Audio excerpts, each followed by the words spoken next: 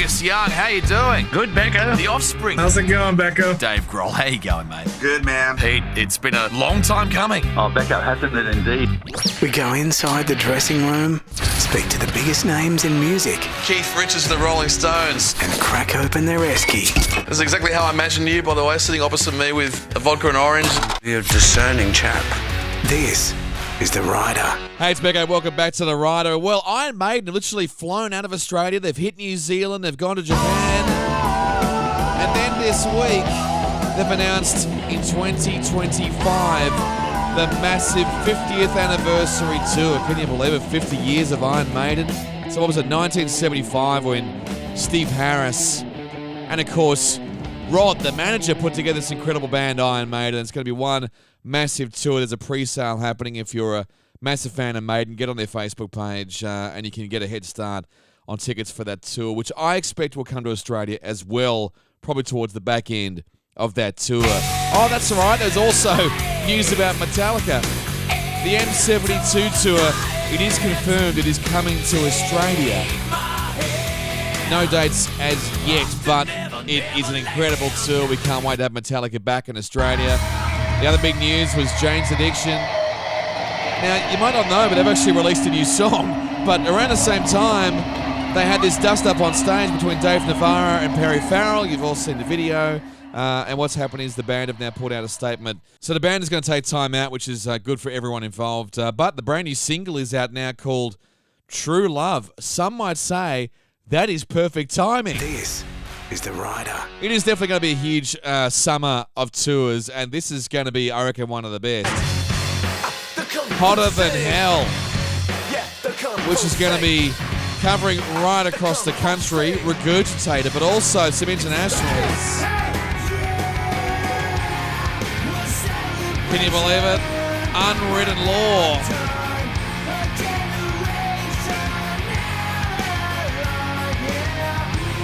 And also Jebediah, Little Birdie.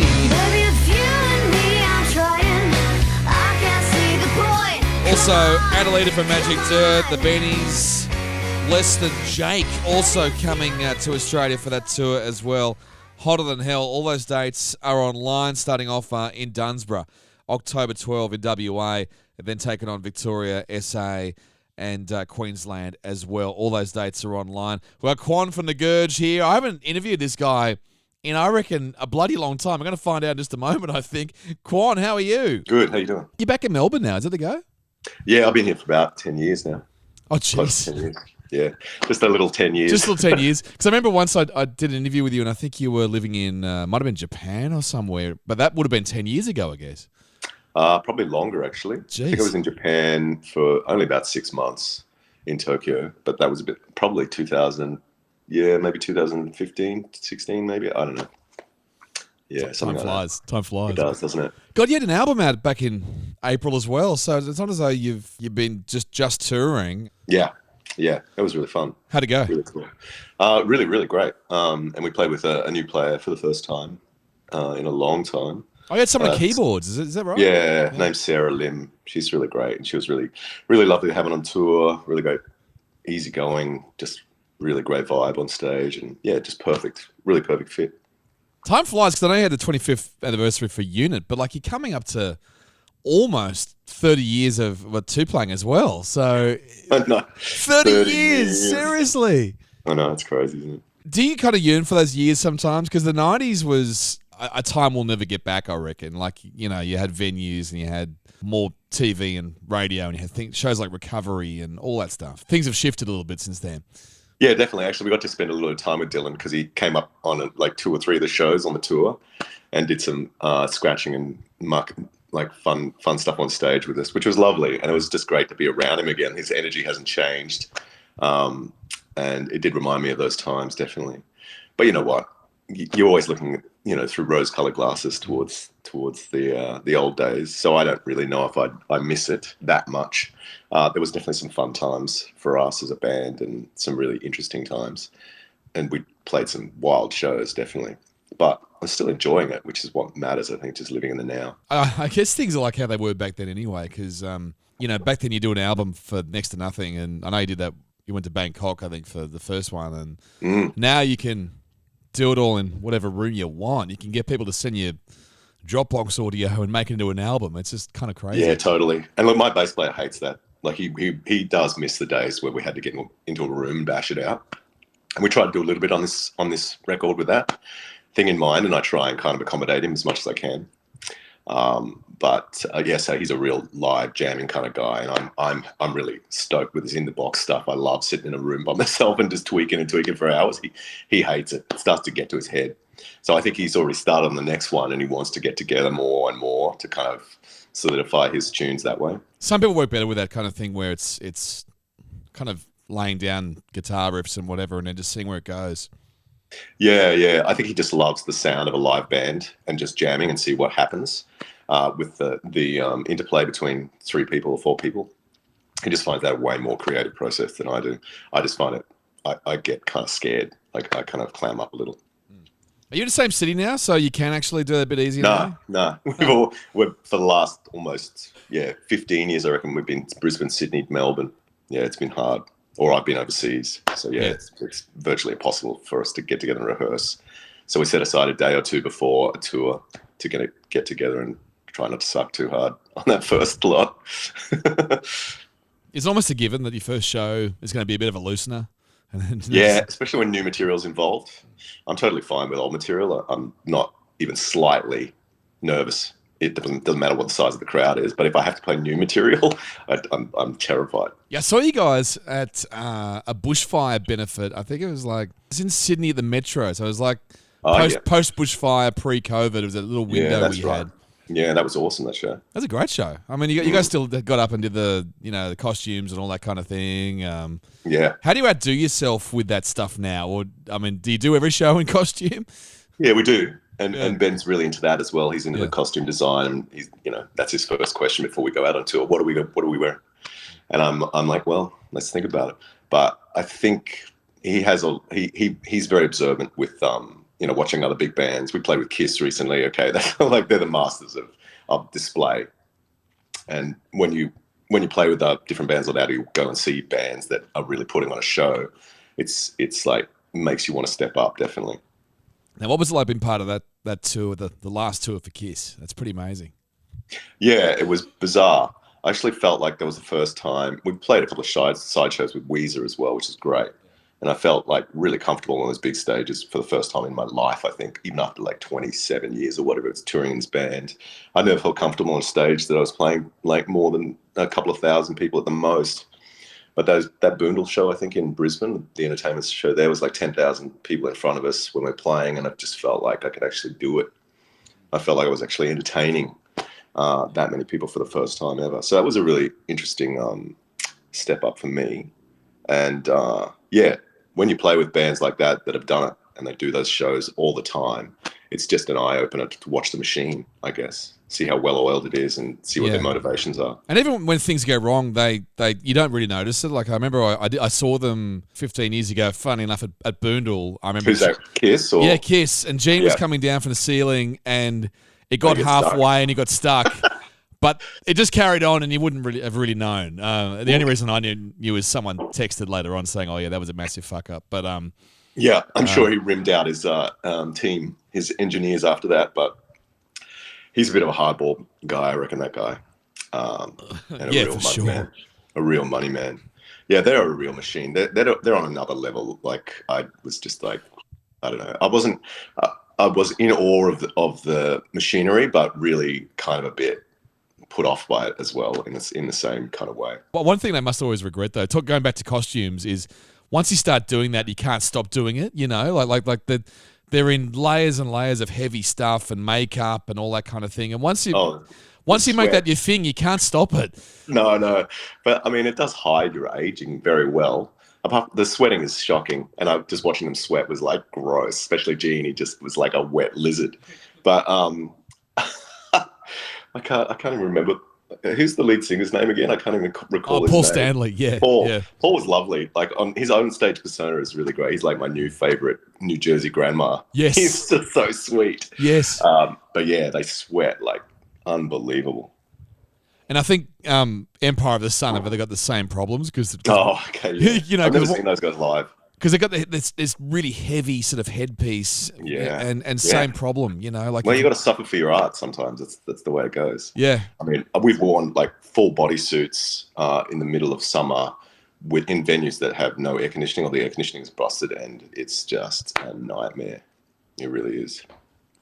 you must have had some wild pub shows over the years because that Metro show was kind of cool, you know, a few years ago. But I miss the Metro. I definitely do. We don't play the Metro anymore because of whoever owns it, I believe. yeah, It's getting harder just because there's so many monopolies. Well, not so many, but just a few monopolies that make it very difficult to ethically book and, yeah. actually make money. Well, that's the thing, because they're all tied up. venues. They're all They really are. They really are. There's a lot of gangsters out there, unfortunately, and you can't really do much about it.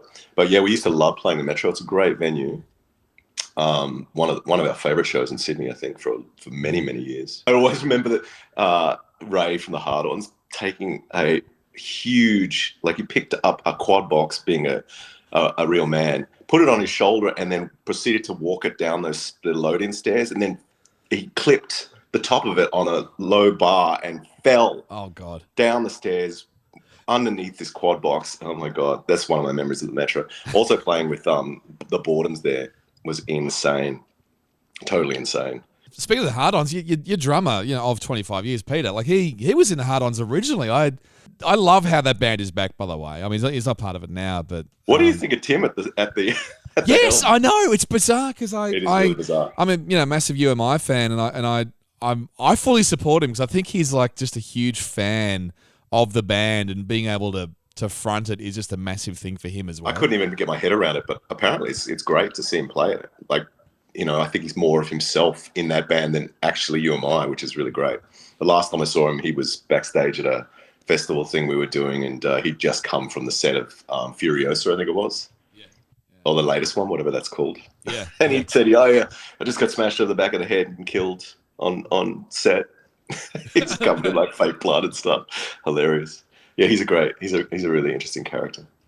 I think it's one of those cool things you just always like to get excited when you can see any musician excited about something, and he was genuinely. Yeah, I think it's a real revitalizing for him, definitely. And like he's had his problems too. He's the drunken poet, and that's his thing. But he seems to be really, happy and in a good zone. Have you ever gone through periods like where you're on a long tour and you just hit the booze and stuff and whatever, and it's like a slippery slope from there? I've never drunk. Bullshit. That much. Yeah. No, I've been pretty straight edge for most of my life. I did have a period where I was drinking a bit of alcohol in Hong Kong when I lived there, largely because a close friend ran a very small, cool little bar in Central, and he would ply me every time I go down there to say hello. He was a DJ and a really nice guy, and an electronic producer. But I always avoided it. Largely because my mother was a party girl, and I think that not majorly, but she definitely did all the drugs in my family, and I didn't really need to. So it was a bit of a role reversal for me. I was parenting her from a very young age, and just I saw it a lot in the industry as well. You see alcoholics everywhere.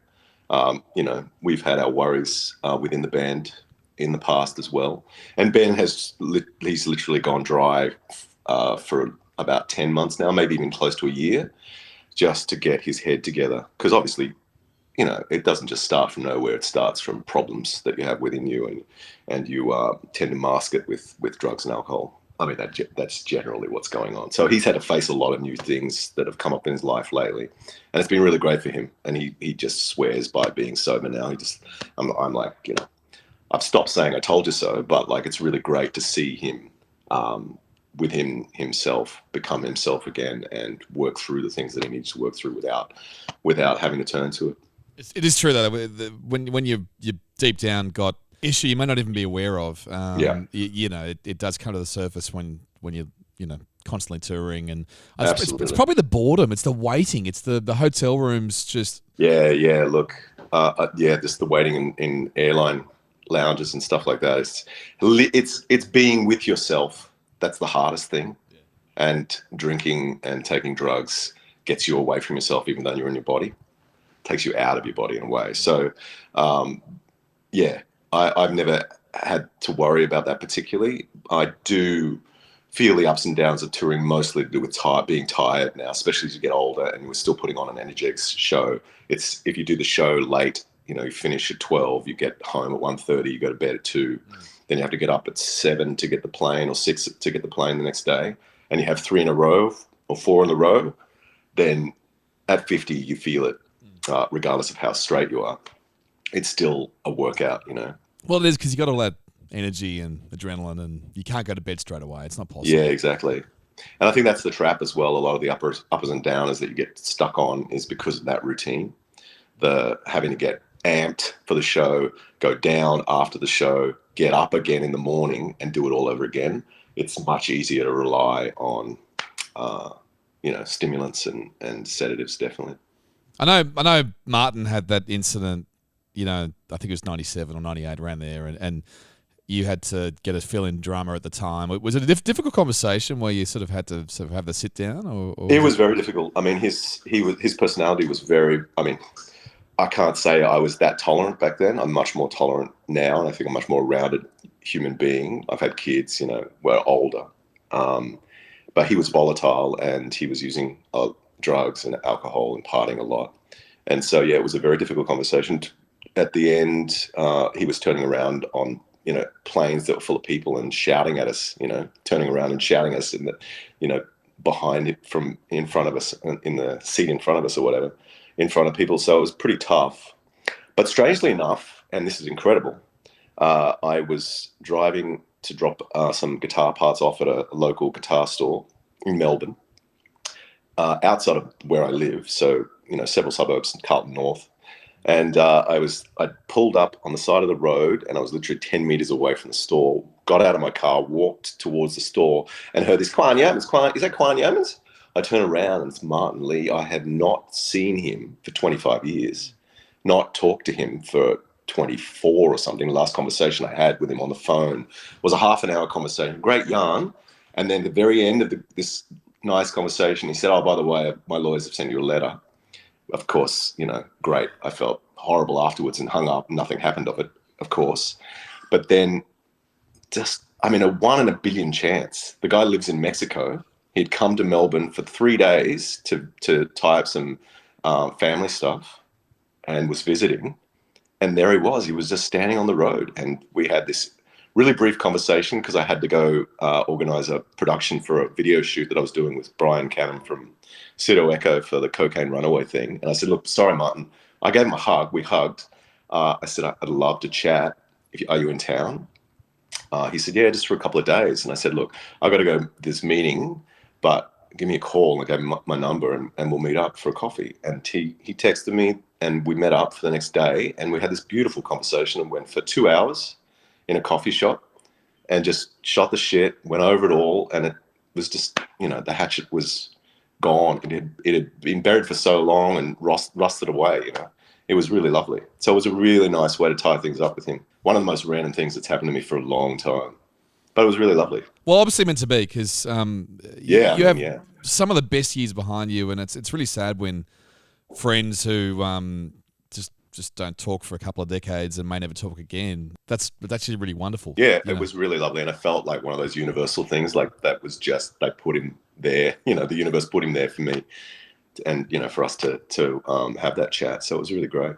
And obviously, it was an adjustment having a new drummer, and for anyone new coming into a band, it's there's expectations and all that kind of thing. And Peter's been there for like 25 years, so it's I fun. know he's still the new guy. Yeah, he's still the guy who sits in. Yeah, it's funny. That's the joke we have with him all the time. But yeah, he's an incredible player and he's a really lovely dude.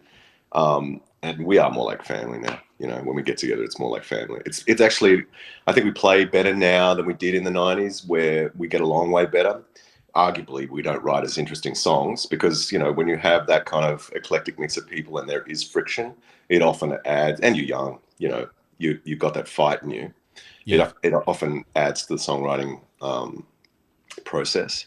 So, maybe that's not there anymore. But the willingness to work together and the enjoyment is so much higher when we are together that it's just a completely different feeling. It's funny. I mean, it's the old, dads who rock thing, but often you're a better musician with all those years of experience and also less alcohol and tiredness and whatever. Absolutely.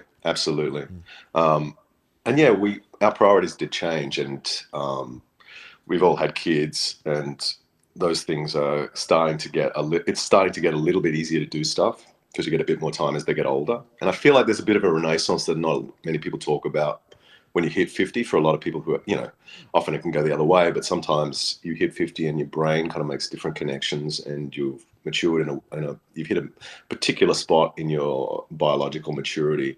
I mean, I can only speak as a biological man. I don't know what it's quite like for women, and also across the board, people have different experiences. But I think for some people, it is a renaissance period, and you can get a lot done, and you can make new artistic decisions that you weren't necessarily capable of before. So it's an interesting period, and it's something that I'm really enjoying, and I had the luxury of enjoying it, which is great. I was looking back on that Brisbane scene back in, the mid to late 90s, and I was living there about, I think around 98 I moved there. And it was the Gurge and Custard and Powderfinger, a guy called Michael Jordan who had all these little pop acts as well going on. But Magoo was the centre of it all, and he was your producer back then as well. So I remember I would bump into him in the Valley, and he'd have a different future star, like starlet with him he was producing a pop song for or whatever. He always had something on the go. I can't really imagine him hanging out with a future starlet, but yeah. We had chats with Magoo at the beginning of this record process, actually, and we were all kind of keen to work with him again. I thought it would be kind of a nice loop as well, but somehow it didn't really work out. And I mean, he's had health issues over the last 6 months, a bit of a scare, and so kind of kept in contact with him a little bit just to make sure he's going okay. But I feel like his passion is towards academia now, and it's a little bit removed from the things he used to do, which is good, which is great for him. But yeah, it's lovely to know that he's still working with music and interested in music. And he recently released a 33 1/3 bio for Unit as well, which is a great read. So the first album was recorded in Bangkok, and then the second album, so Unit was in like a warehouse there, wasn't it? Somewhere it was in Brizzy. It wasn't a warehouse; it was just that normal house. Oh, was it? Right. Yeah. Due to be demolished. Shit. In like 6 weeks, so we had a deadline. It was funny how back then, there was the Brisbane, music mafia. Perth had their own, groups as well, and were there any riffs with bands or whatever? Because I know JC, I think, filled in for the rest of that tour when Martin couldn't do it. Is that right? Like that, was it JC? Not JC, the drummer. It would have been Cogsy then. Yeah. Yeah, Cogsy. Yeah. That's it, yeah. He did, and I thought we got along really great, and I think he did a great job, and I think but it turned out that he did it for his loyalty to Martin. They were close friends growing up. Right. And then he kind of talked us in the press afterwards, and I was like, well, I don't really get that. But, he had a loyalty to Martin, and I understand it. But yeah, there was definitely friction between. There was healthy competition between certain bands. We always gave Powderfinger the shit, pissed them off because we were, we thought of ourselves as an artistic, independent kind of band, and they were kind of the private school boy, down the line kind of middle of the road band, and it was just shits and giggles. But yeah. Well, Grinspoon had a similar rift as well, because now they're all mates because they all live in Byron Bay pretty much. Yeah, exactly. But back then... And, the wonderful thing about all these 90s revival festivals is that you get to hang out with these people again, and all that shit is behind you, and you don't even give a fuck about it, and it's really just like... I was terrified of a lot of them because of the ego thing, and just, being scared of their, the quality of their skills as well. But it's just nice to meet them now that you're out of the schoolyard to a certain degree, and just talk to them as people. Like I've reconnected with a lot of the guys from Magic Dirt and Jebediah, and it's just lovely to hang out with them more. And I actually have more of a social ability now than I used to, so I can actually talk to them now, where I was too scared to before. And I think maybe that came off as arrogance as well from me to them, perhaps. I don't know. It's been a wild ride. I do want to ask you now that you're not drinking much, what do you actually do? You have a rider now, by the way? Like is it something you don't really do? Yeah, there's a lot of coconut water on it. Yeah. Dark chocolate, nuts, fruit. There is a few beers for Pete. Pete still drinks. Ben's got, I think he's on the zeros, just so he can kind of connect a little bit. But yeah, that's pretty much our rider. My mother would have been pretty bored with it, but she's now 83, so she stopped stealing our riders maybe a couple of years ago. What was it like with a party mum, by the way, when you were in a band? Because well, she came to every one of our shows. She came to the recent Forum show and had a bop to it as well. She's starting to enter a bit of a twilight phase now. I think it's starting to affect her, and her memory's getting really terrible. So I've kind of look after her a bit more now, and it's a bit sad. But yeah, I think she's always been really supportive, which is what what you need as a kid growing up who wants to do something that's out of the norm.